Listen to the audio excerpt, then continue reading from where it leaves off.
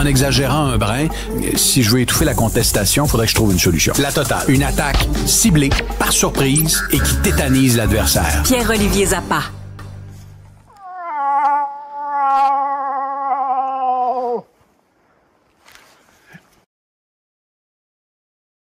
Salut Richard. T'es capable d'imiter le cri du dindon sauvage? C'est l'orignal. C'est l'orignal? Mais oui, c'était... oui, c'est un call. C'est un call que j'ai à peaufiner, Richard, mais t'es la première personne en public et sans toi privilégié qui entend mon call de l'orignal.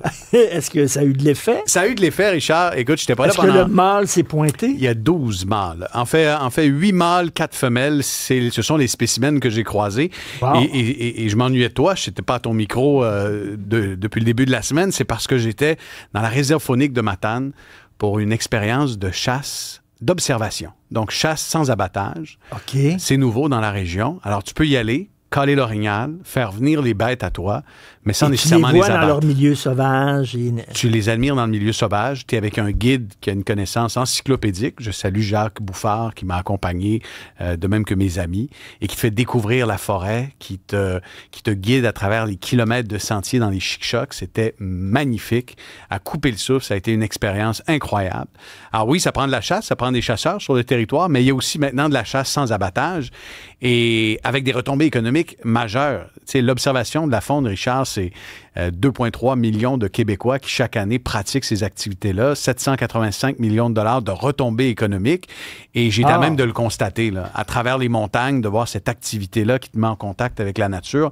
Quand je te dis, on a vu 12 orignaux, là, c'est à couper le souffle. Mais devant le plus grand cervidé au monde, il arrive, il est à peu près à 5-10 pieds de toi. Parce que là, tu l'appelles des fois pendant une demi-heure, il est sur le flanc d'une autre montagne, il te répond, il se rapproche de toi. Alors, il faut que tu sois silencieux. Il faut que tu sois silencieux. Tu as toujours un morceau de panache dans les mains pour simuler que toi aussi, tu es un orignal. C'est ce que j'ai appris, en fait. Mais est-ce qu'il te sent? Il sent ton odeur? Alors, à ce moment-là, il faut que tu prennes ta douche le matin avec un savon sans odeur et que tu t'asperges d'un parfum d'épinette pour camoufler les odeurs humaines, parce que, évidemment, le museau de l'orignal est très fin. Et les plus intenses vont aussi s'asperger d'urine d'orignal. Je ne suis pas encore à ce niveau d'intensité-là, mais si tu veux simuler que tu es un boc... Les amateurs de jeux aquatiques. Écoute, mais non, sans blague, expérience incroyable à la réserve faunique de Matane. Je salue tous les chasseurs que j'ai croisés. J'ai aussi réalisé, parce que je n'étais jamais allé à cette époque-ci de l'année, que c'est toute une partie de nos régions qui s'arrête pour la chasse, hein, Richard? Tu t'en vas en Gaspésie à ce temps-ci de l'année, là, tu croises des pick-up, tu croises des gens avec leur chemise de chasse, leur équipement, ils s'en vont à l'orignal, que ce soit à l'arbalète en début de saison ou au fusil à ce temps-ci de l'année. Alors, c'est vraiment une activité de contact avec la nature qui m'a impressionné. Ben écoute, je pense que ça m'intéresserait parce que moi, je suis peut-être trop sensible, mais tuer un animal, je sais pas. Tuer un orignal, j'aurais de la misère un peu, là, tu sais. Mais pêcher des petits poissons, c'est correct, là, mais tirer sur une bête comme ça, magnifique comme ça... Ben, pour le contrôle des populations d'orignaux, ça nous prend des chasseurs. Par contre, la simple présence... C'est le plus gros cervidé au monde. La simple présence de cette bête-là proche de toi, ça te donne une dose d'adrénaline qui te fait oublier pas mal de choses, notamment mon mal de dos. Écoute, il y a quelqu'un qui va regarder JE ce soir. Hein? Écoute, la difficulté des chars électriques. Je lisais le dossier dans le Journal de Montréal en préparation de JE. Des gens qui ont eu plein de problèmes avec leur char électrique. Et je me disais, il y en a un qui doit se régaler. Non, mais... Qui doit se régaler, c'est PO. Je me régale d'une part parce que j'ai pas de problème avec mes véhicules en ce moment, mais aussi parce que j'étais justement en plein milieu de la réserve faunique de Matane, Richard. Je croise des chasseurs, puis je pense que je me suis fait parler une douzaine de fois de ma prise de position sur les véhicules électriques.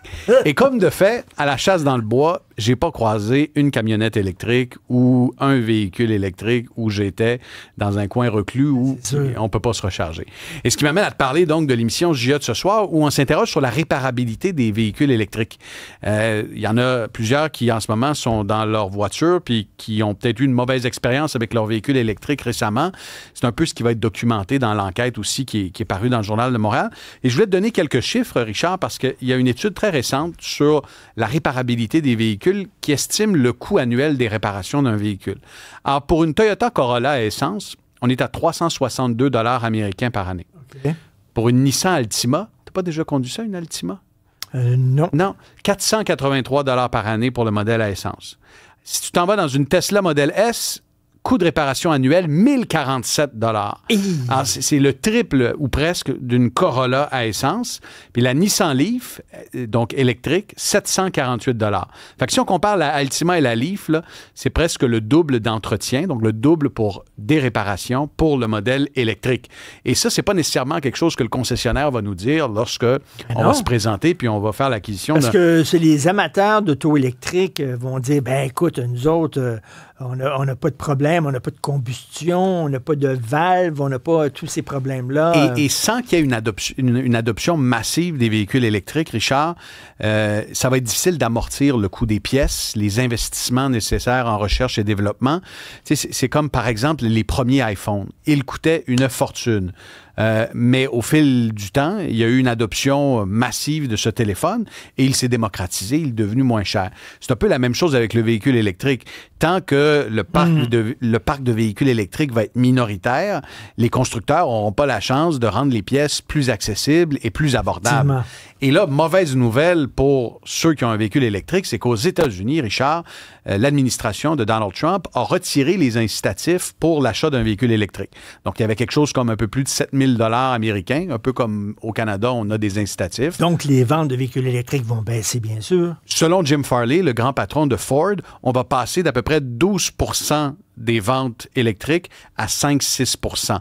Donc, le parc de véhicules électriques, qui représente 12 % en ce moment aux États-Unis, pourrait réduire, on pourrait se retrouver à 5 et 6 %. Donc, un recul majeur qui est anticipé par les constructeurs. Et ce que ça veut dire, c'est qu'ils ne seront pas dans la... Tu sais, si vous avez un Ford F-150 Lightning, qui a une pièce qui brise, qu'elle coûte beaucoup plus cher qu'un véhicule à essence, c'est pas demain la veille que Ford va être en mesure d'amortir ses investissements en vendant plus de véhicules électriques. C'est une spirale vers le bas. C'est une spirale vers le bas. C'est ce que plusieurs observateurs déplorent de l'autre côté de la frontière. Puis ça témoigne d'une chose. Puis le PDG de Ford, je l'écoutais sur plusieurs tribunes au cours des dernières heures, il disait les gens ne sont pas prêts à s'acheter un véhicule à 75 000 $ simplement parce qu'il est électrique au lieu de se rabattre sur une option à 50 000 $. C'est pas vrai que tu vas payer 20 000, 15 000 $ de plus dans certains cas simplement pour avoir un modèle dans sa version électrique alors qu'il y a une version à combustion disponible. Alors les constructeurs vont devoir baisser leur prix. Et c'est déjà commencé aux États-Unis. Hyundai a baissé le prix de sa Ioniq 5 d'à peu près 9 000 $. Alors, ils ont dit, il n'y a plus d'incitatif, le marché va s'écrouler. Ben ça, il faut faire quelque chose. C'est une bonne nouvelle. C'est une bonne nouvelle aux États-Unis pour ceux qui veulent s'acheter une Ioniq. C'est une moins bonne nouvelle, Richard, pour les propriétaires de Ioniq 5 qui nous écoutent en ce moment, parce que ça veut dire que leur véhicule sur le marché des véhicules d'occasion vaut moins cher. Et tu sais pourquoi? C'est parce que le marché du véhicule d'occasion, il est intégré à l'échelle de l'Amérique du Nord.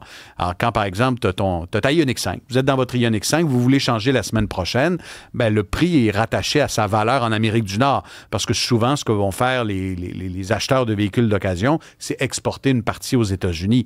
Mais là, si le prix et la demande baisse aux États-Unis pour des véhicules Ioniq 5 d'occasion, ça voudra dire que votre véhicule vaut moins cher. Toi, tu as vendu ton véhicule électrique juste avant que les prix se mettent à baisser. Oui, j'ai bien timé le marché, comme on dirait, sur les marchés.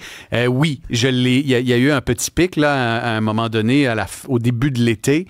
Il y a eu un regain d'énergie sur le marché. Alors, j'ai réussi à m'en tirer avec pas trop de pertes et j'ai pu passer à autre chose. Est-ce que l'oracle de Dolbeau roule électrique? Ah, écoute, l'oracle de Dolbeau, c'est le gars le plus écolo que je connaisse, Richard.